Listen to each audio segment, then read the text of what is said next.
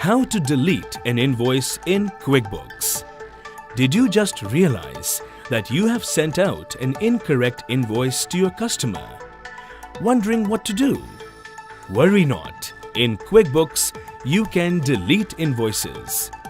Remember that deleting removes the invoice forever.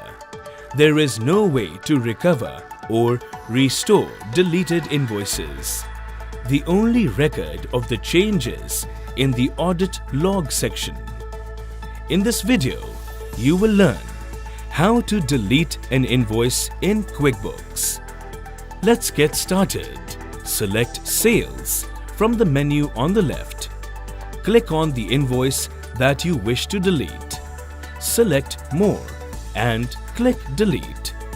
If there are other transactions linked to this invoice, you will be shown a warning message stating this and asking if you are sure you want to delete the chosen invoice.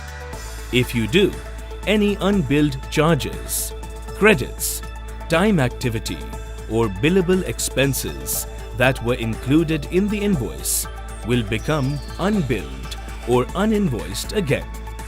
If you still wish to confirm the deletion, click Yes.